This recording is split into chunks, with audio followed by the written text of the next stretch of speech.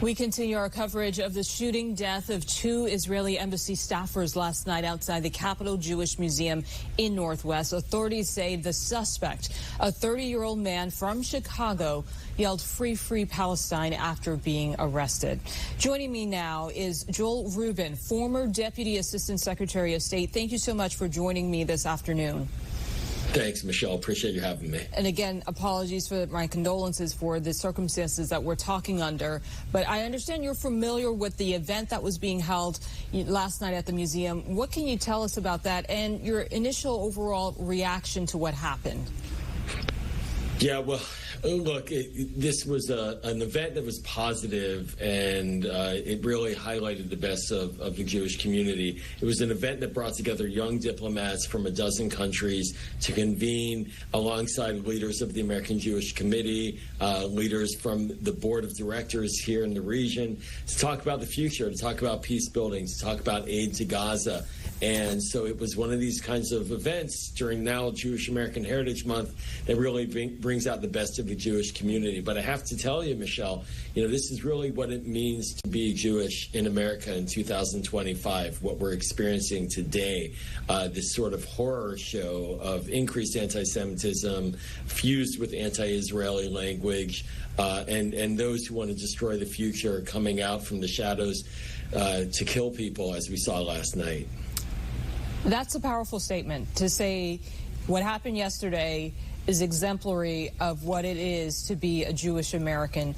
Walk me through and describe the shockwaves being felt by the Jewish community right now.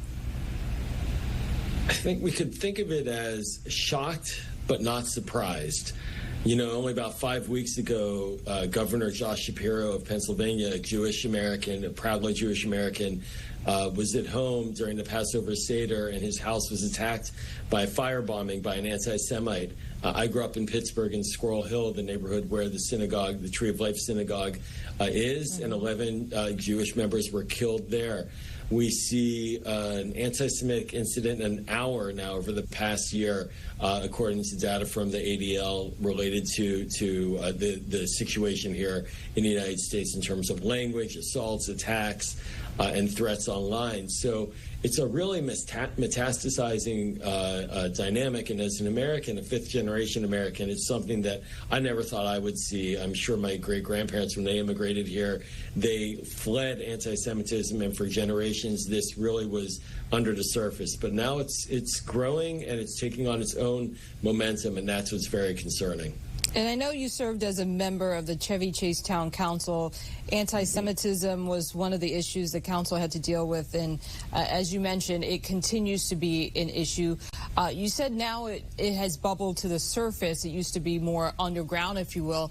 What do you think is giving permission to these overt acts of anti-Semitism? It's a wonderful question in the sense of trying to really get at this. And folks who study this see a lot of drivers.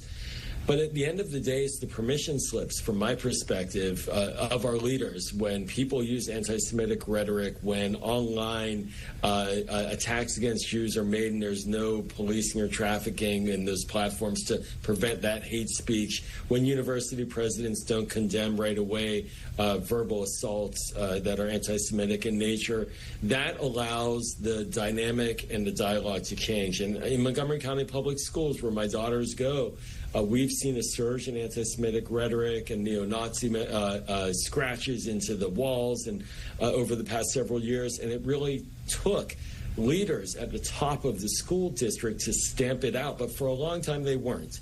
And that's what we need to make sure we're doing, is to have leaders speak up and speak out, because Americans are not inherently hateful, but when our leaders allow the haters to speak up, that's when they take over the dialogue. And Joel, what would you say is your message to the Jewish community feeling under attack today? Well, it's appropriate to feel that way because we are. Stand strong, stand proud. We should not be afraid of who we are, and we do have allies everywhere. and that's the story of America. But we need to be smart. One of the lessons that I think we'll learn about from last night is that this man, this murderer, was milling about and left to mill about. And that can't be. Right now, hard security matters.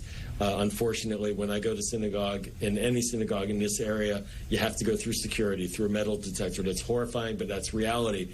But that doesn't mean you stay away from going to synagogue. And so it's this combination of being vigilant and proud at the same time. All right. Joel Rubin, thank you so much for joining me today. Our thoughts are with your community.